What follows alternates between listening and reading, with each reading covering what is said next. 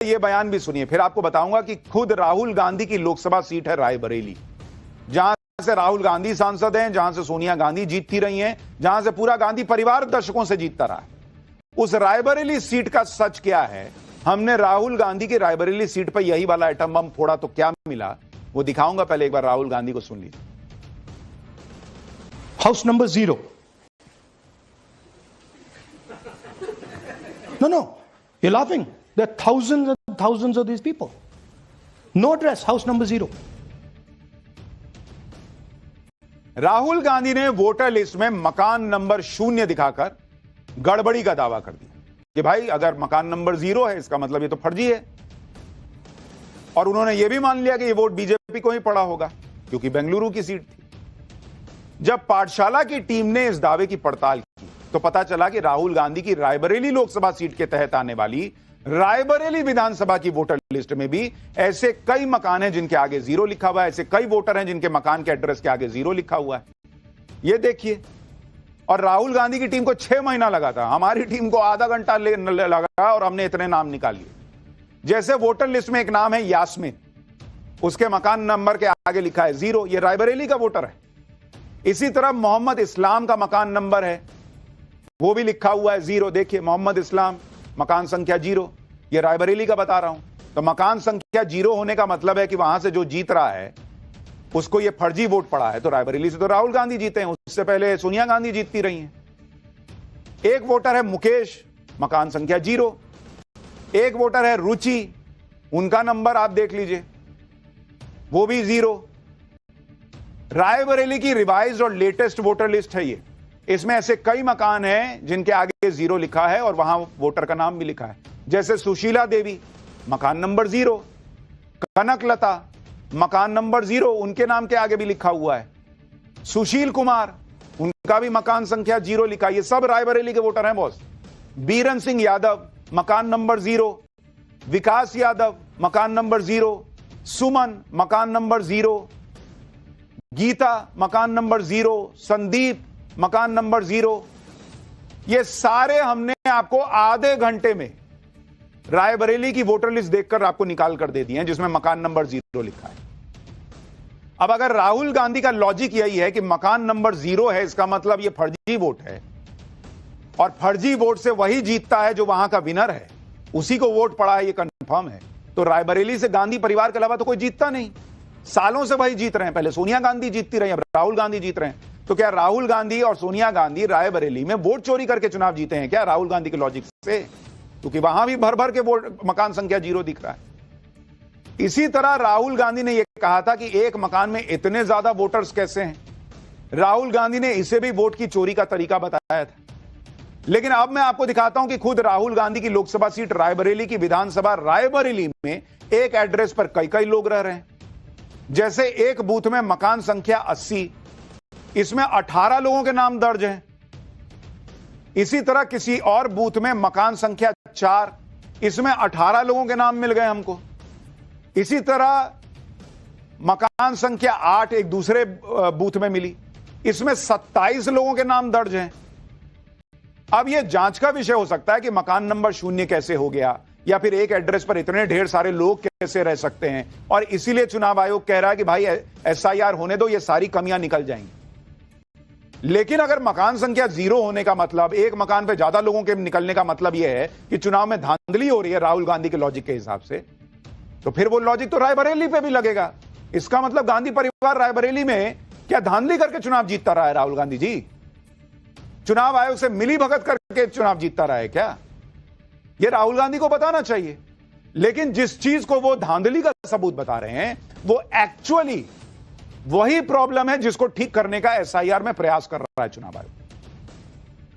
Voter vote देने गया भी या नहीं, अगर कोई गया तो उसने किसको वोट दिया, ये सब कुछ नहीं पता राहुल गांधी को। मकान संख्या 0 मतलब बीजेपी को वोट पड़ा होगा। एक घर पे ज्यादा वोटर मतलब ये तो धांधली हो गई।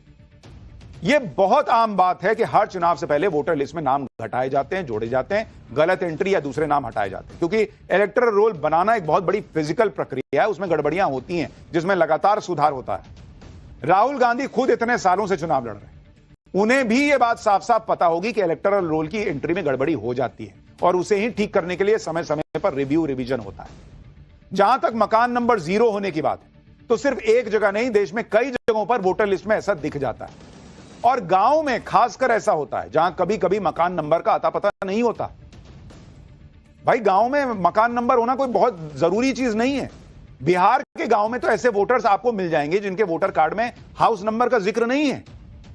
मैं आपको बिहार के वोटर से मिलवाता हूं जो सामने खड़े हैं अपना वोटर आईडी लेकर और कह रहे हैं कि भाई मेरा हाउस नंबर नहीं है, तो इसका मतलब वो नहीं है क्या वोटर? देखिए आप, वोटर कार्ड में मकान संख्या की पड़ताल करने के लिए हम पहुंचे हैं। सीतामढ़ी के पास ये गांव है जहां पर हम मौजूद है। यहाँ पर कई ग्रामीण है। हम एक बार यहाँ पर जानने की कोशिश करते हैं कि वोटर आई कार्ड में क्या मकान संख्या होता है या नहीं। एक शख्स है, इनके मोबाइल में ये वोटर कार्ड दिखा रहे हैं। एक बार ये तस्वीर दिखाइए। इसमें देखिए यहाँ पर नाम लिखा हुआ है, निर्वाचक का नाम है, उनके पिता का नाम है, ये चीजें लिखी हुई है। मकान संख्या इसमें वोटर कार्ड में कहीं भी आपको नहीं दिखेगा। आप देखिए, बिना किसी मकान संख्या के ये वोटर कार्ड है। आप लोग के वोटर कार्ड में मकान संख्या नहीं है? नहीं है। नहीं, कोई संख्या नहीं दिया गया? कोई संख्या नहीं। अच्छा, पंचायत में सर किसी का पास नहीं है मकान संख्या। गांव में मकान संख्या नहीं दिया गया? हाँ जी, किसी को नहीं दिया। किसी के पास नहीं है मकान संख्या। अब आप देख रहे हैं ग्रामीण लोग कह रहे हैं भाई नहीं है मकान संख्या, जबरदस्ती लिख दे मकान संख्या। तो उसके आगे किसी ने 0 लिख दिया होगा, किसी ने डैश लिख दिया होगा। आप ये भी देखिए कि राहुल गांधी वोटर लिस्ट को लेकर कैसे कंफ्यूजन फैला रहे हैं। एक तरफ राहुल गांधी दावा कर रहे हैं कि वोटर लिस्ट में बहुत गड़बड़ी है, दूसरी तरफ जब बिहार में घर घर जाकर वोटर वेरिफिकेशन के साथ काम हो रहा है तो राहुल गांधी को उससे भी दिक्कत है। राहुल गांधी कह रहे हैं कि बिहार में एसआईआर तो एक सोची समझी चोरी है। राहुल गांधी लगातार ये भ्रम फैला रहे हैं। लेकिन आप पहले ये भी देखिए कि राहुल गांधी क्या कह रहे हैं और फिर आपको दिखाता हूं अमित शाह ने क्या जवाब दिया। इलेक्शन कमीशन जानता है कि हमने उनकी चोरी पकड़ ली है, इसीलिए एसआईआर आया है। ये एसआईआर जो है इंस्टीट्यूशनलाइज चोरी है। इलेक्शन कमीशन खुलकर बिना डरे बीजेपी के साथ मिलकर चोरी कर रहा है। और ये जो एसआईआर है इसका लक्ष्य गरीबों का जो हक है, उनका वोट जो है उनसे चोरी करने का है। मैं आपको एक और बात बताना चाहता हूं। इस पूरी इन्वेस्टिगेशन में हमने वोटर एडिशन को देखा है, मगर जितना एडिशन होता है शायद उससे ज्यादा डिलीशन होता है, सब्ट्रैक्शन होता है। तो ये सिर्फ एक मेन तरीका हमने पकड़ा है, दूसरे तरीके पे हमने इन्वेस्टिगेशन की ही नहीं है।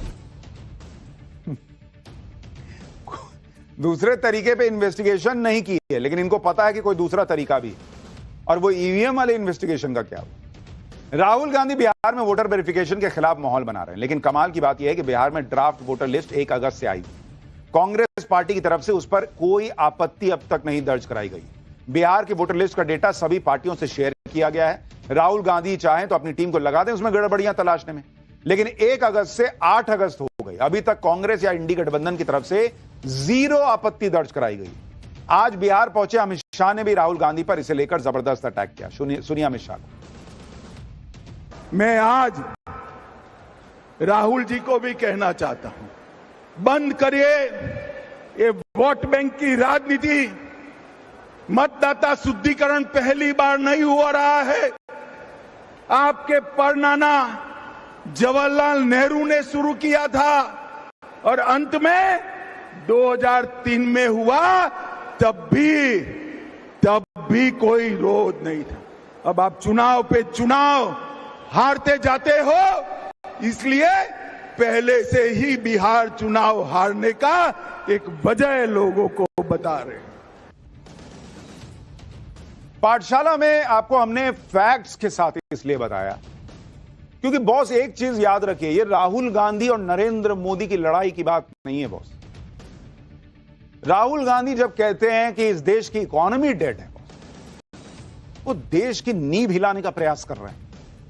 राहुल गांधी जब इस तरह के मतलब बिना सिर पैर वाले फैक्ट्स रखते हैं और उस पर छाती ठोक के कहने लगते हैं कि यार वोट चोरी हो गया, हमने पकड़ लिया, बॉस वो लोकतंत्र की नींव खोद रहे हैं।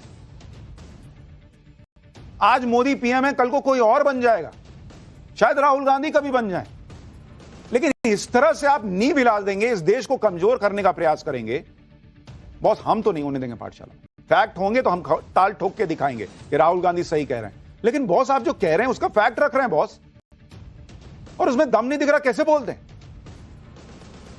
खैर, पाठशाला में अगला चैप्टर जिसमें आज आपको दिखाता हूं ट्रंप के चेहरे पर बजे 12, 24 घंटे में चीन, रूस, ब्राजील, इजराइल सब टीम मोदी